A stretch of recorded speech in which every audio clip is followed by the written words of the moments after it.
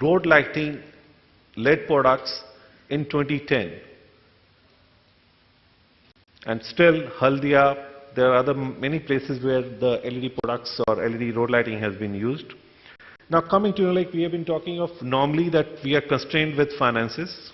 I think the super financing agency is already here, who is driving it. And I know that how we, as a lighting manufacturer association, we have been dealing with the ESL quite a lot, and I know what efforts they are taking to take this message or communicate to all the states.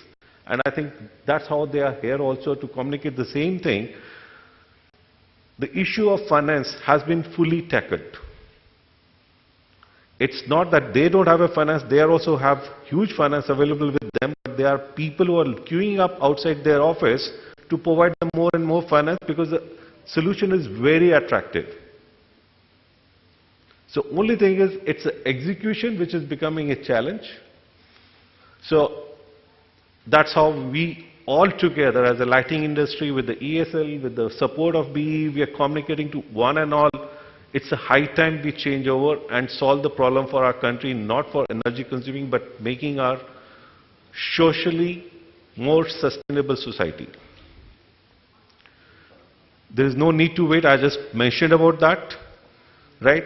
And the next steps are technology exists, and I can tell you that the technology, what we were talking of 70 lumen per watt, today we are talking of 100, 110 lumen per watt in LEDs, exists. We are not delaying any adaptation in the technology.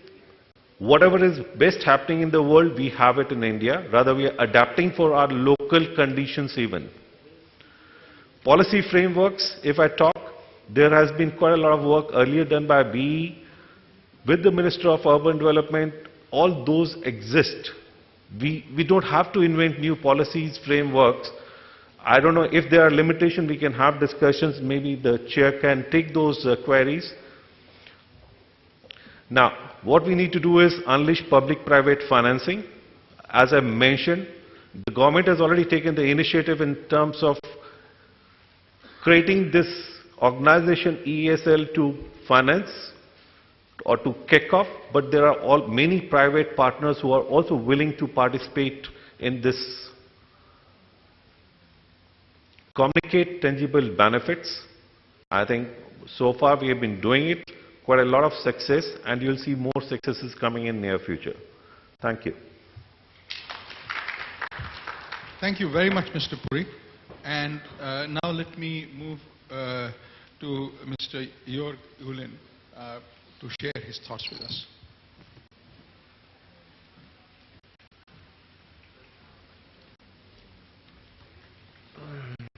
Thank you very much, Bengal Chamber of Commerce, for having me here. It's a real pleasure, and it's nice to have such a big crowd. So I think we've got a very good overview from Dr. Ajay Mathur earlier regarding all the issues we're going to face and how, what an urgency there is to face these problems. Now, personally, coming from the European Union or coming from a European state, I think this is a global problem, and climate change should be addressed by all.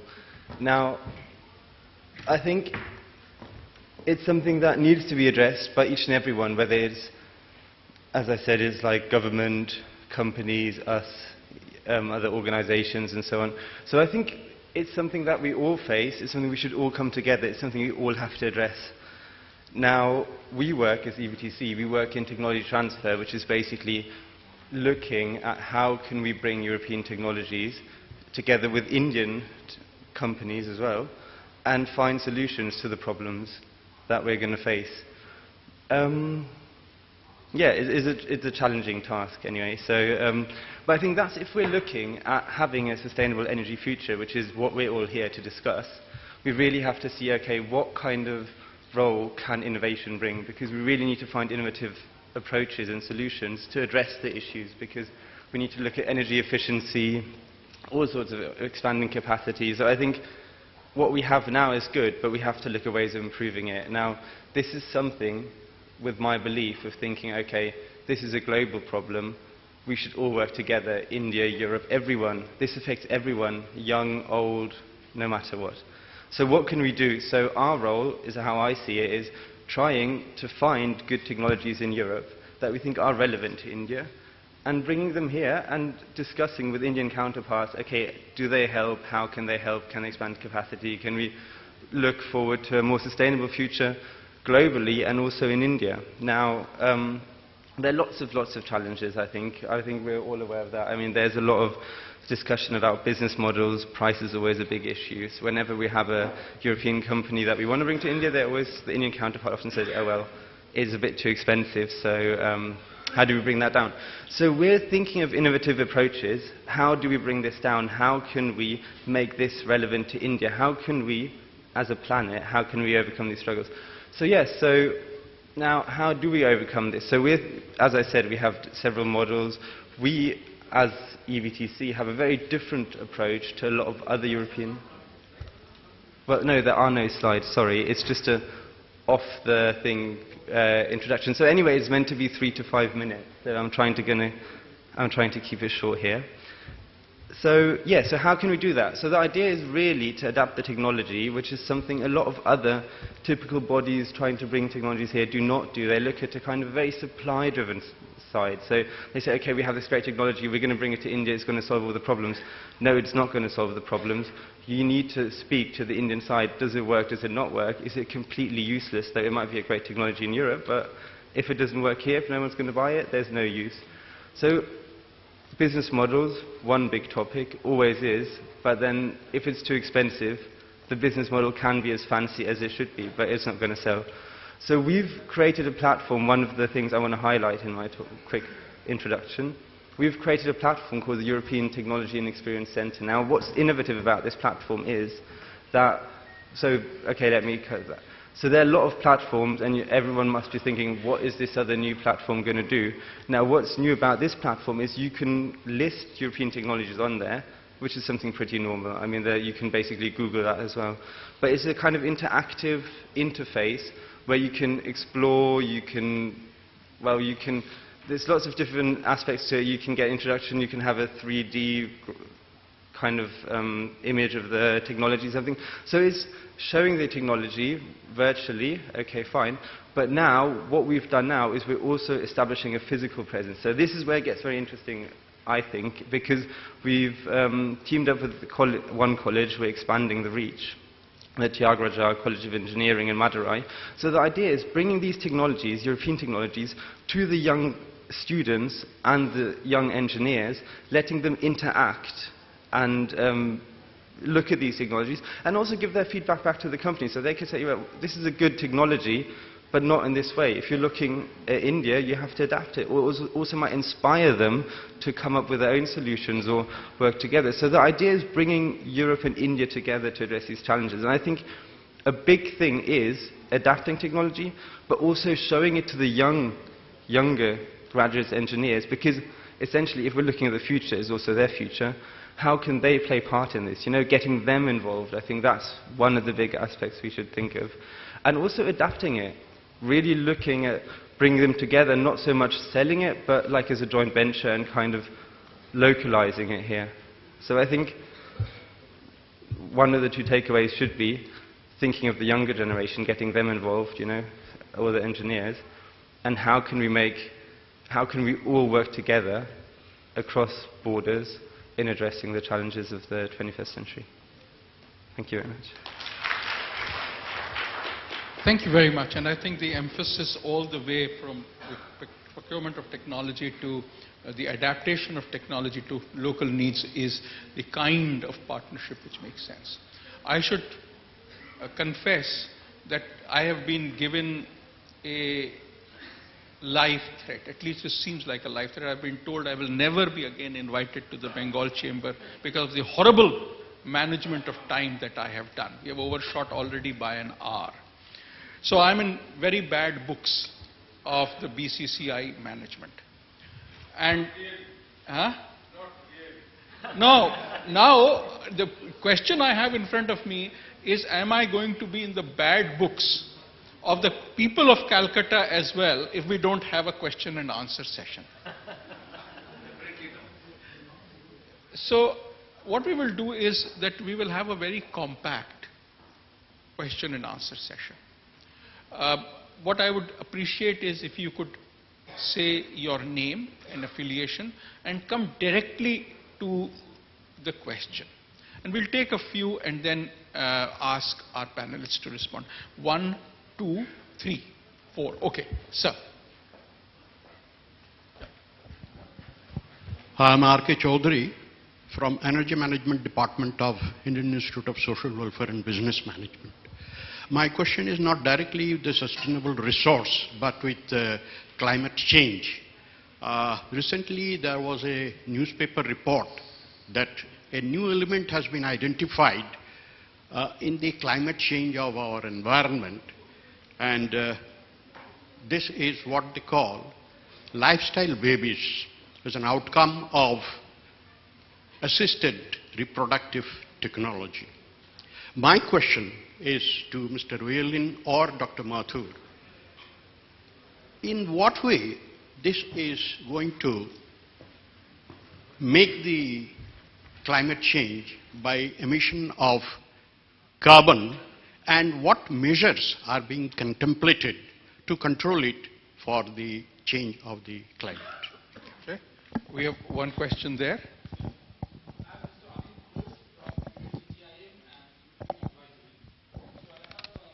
Question to Dr. Mathur and maybe to Mr. Nigam. Sir, do you think that we need a off-grid power policy in terms of base requirement? Can we concentrate on microgrid? Because as Mr. Gupta, focus on, there may be a level playing field which is required. So concentrating on microgrid, I believe a lot of players can be accommodated. What do you think about it? We have a question there.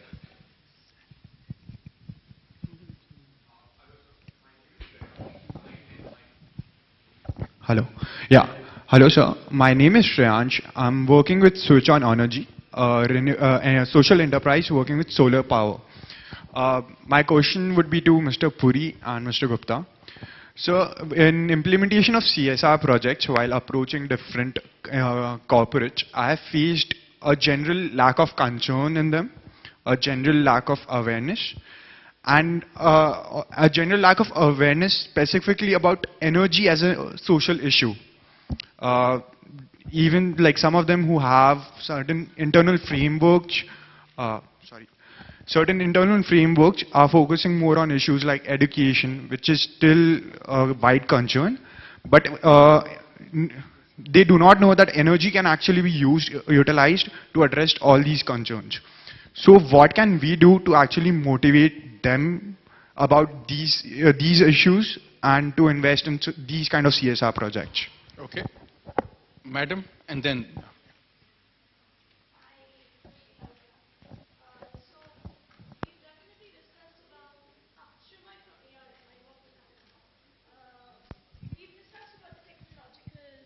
Driven and strategic approaches, and to my delight, Mr. Yulin did bring up the topic of education. What I wanted to understand is there a way by which we can really capacitate the human capital so that we can ensure the ambitious agenda of seeing India as an energy secure country can really be fulfilled? And if yes, then, sir, Dr. Mathur, if you could kindly deliberate on what BEE is really doing on that front. Thank you. They will take this as the last question, otherwise even the audience will stop talking to me. Good afternoon to everybody. I am engineer Professor S.K. Das, retired from Indian Railways, and now I am in visiting faculty in Techno India Group. Actually, I like to supplement to the discussion that be it a teacher or a student or an administrator or a politician, how many of them have got innovative mind to change over the conventional to new ones? I have the question to Mr. Nigam, who is an IAS. I think days has come to have innovative mind among the administrators to change over from the earlier system to the new ones, to have economy and to have this sustainability. Thank you very much. Okay. I don't think so. We'll take these two and that will be it. Please, go ahead.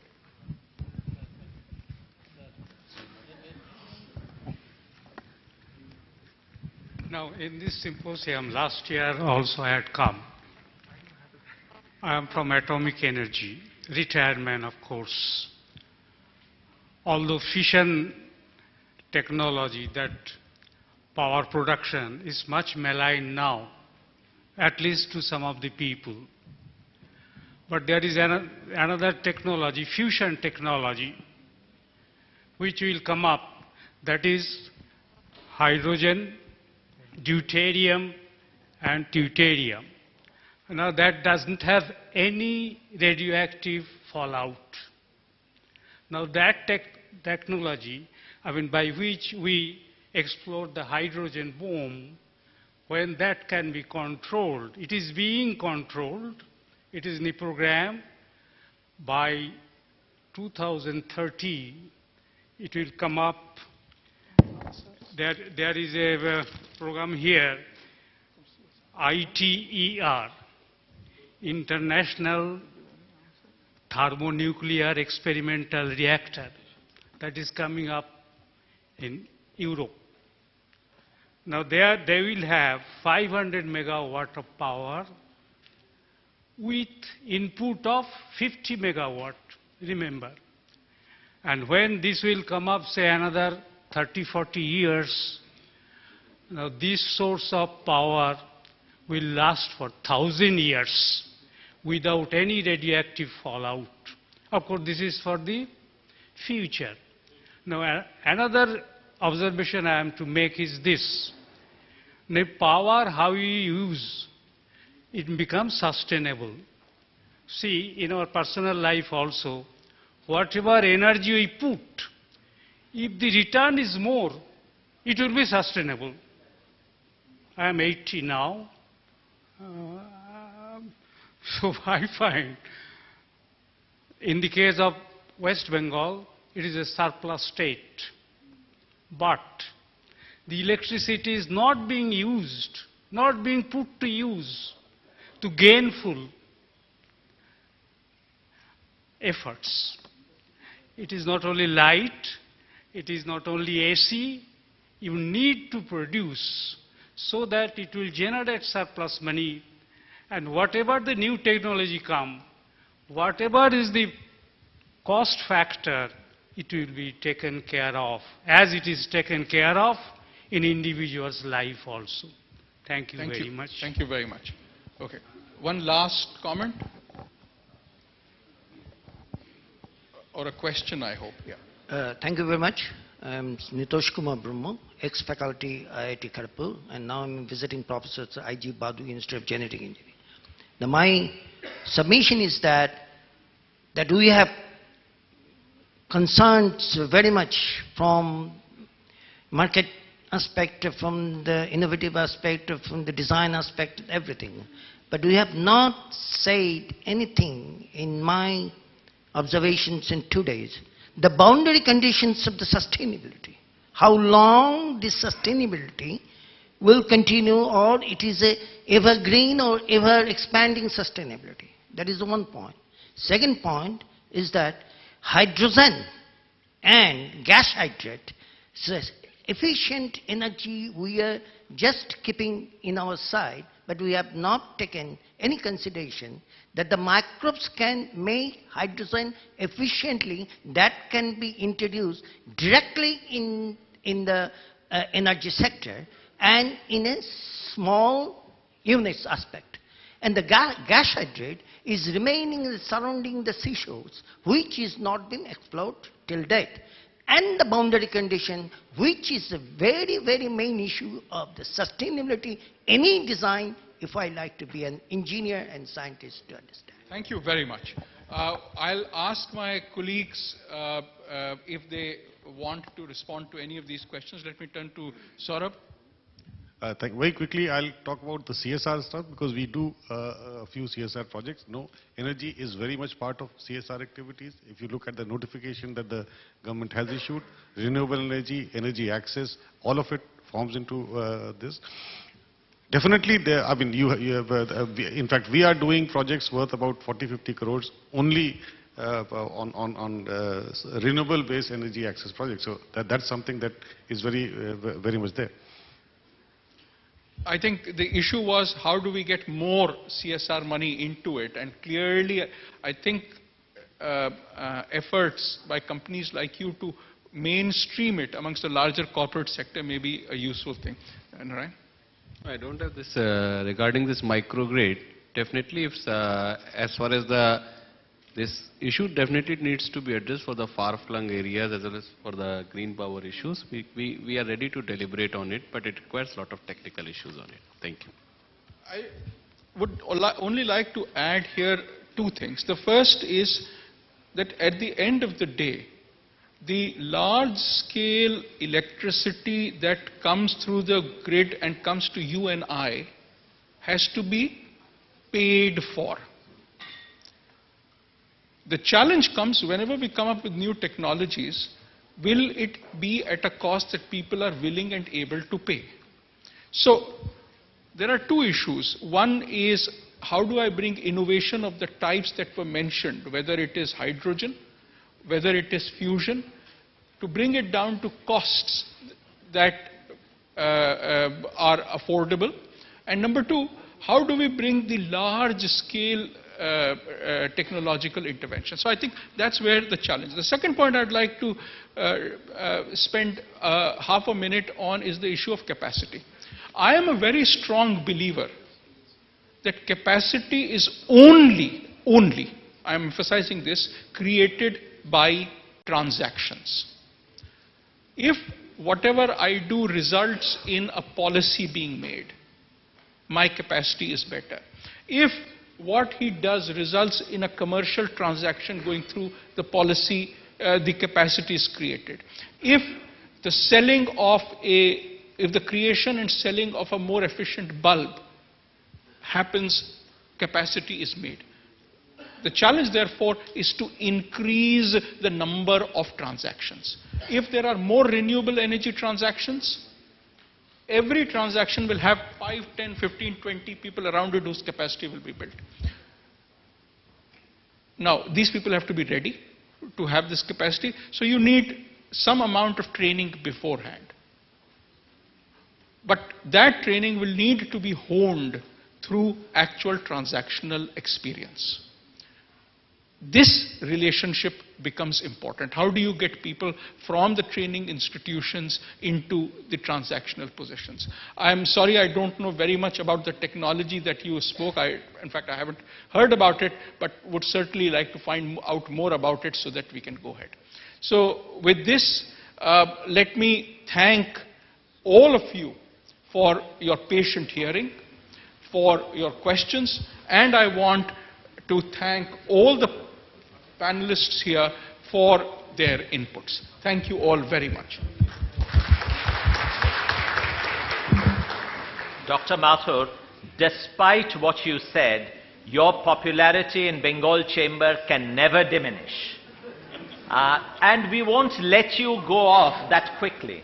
You have to do a very pleasant task of handing over a special Young Energy Researcher Award, which we normally do every year. If you remember, last year you did as well. So may I request Pratim Raha, is he around? Please. He completed his Masters in Public Systems Management with specialization in Energy Management at IIS WBM for their innovative on-field research in renewable energy applications. Would you also take the other one for your friend, Dipayan Sarkar? He's not around today.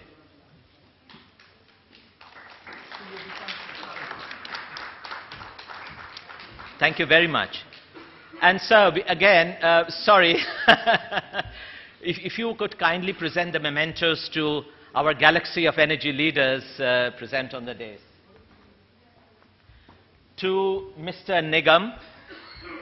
Absolutely delighted, sir, with your presence.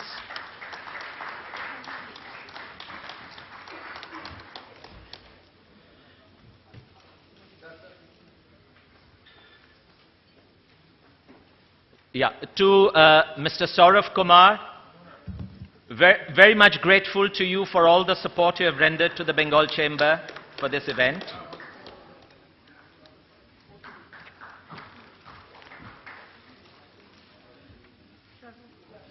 Mr. Gupta, thank you very much, sir, for your observations and deliberations today.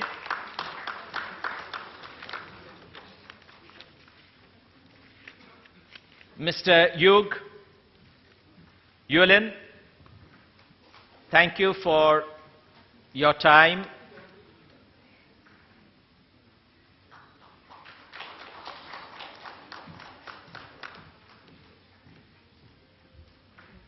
To Mr. Lalit Puri, thank you for your support, Mr. Puri.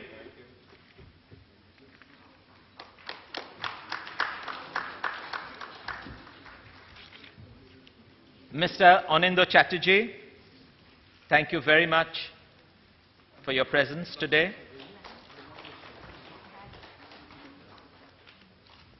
And our dear friend, Mr. Sanjay Seth, thank you very much, sir.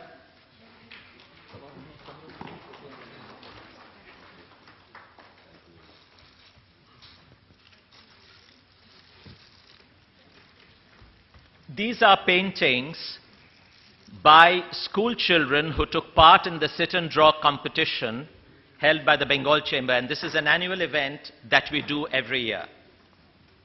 So it's a small way that we show our appreciation of all the effort they put in.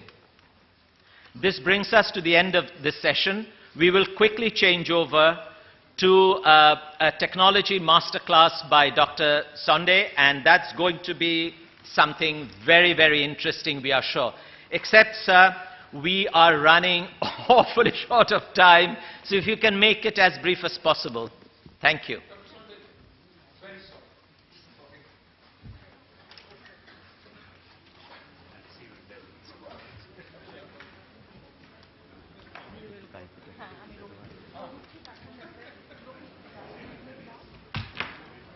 Over to our next session. We'll request Mr. Debe Mukherjee to please stay on the dais to moderate this session as well. The plenary session master class on energy technologies for India, making the conventional out of the unconventional, would be taken by Dr. R.R. Sonde, Chief Technology Officer and Executive Vice President, Research, Innovation and Technology, Thermax Limited. We'd request Dr. Sonde to please come to the dais. This session would be followed by a presentation on smart grids by Mr. Abhay Dev Singh. We'll have two more presentations on sustainable power, some facts, some confusion, by Dr. Sudipto De, Professor Mechanical Engineering Department, Jadavpur University, and on bioenergy use from tradition to transition by Dr. B.K. Choudhury, Professor, Department of Engineering Management, Indian Institute of Social Welfare and Business Management. So may we request Dr. Sonde, Mr. Singh, Dr. De and Dr. Choudhury to please come to the dais.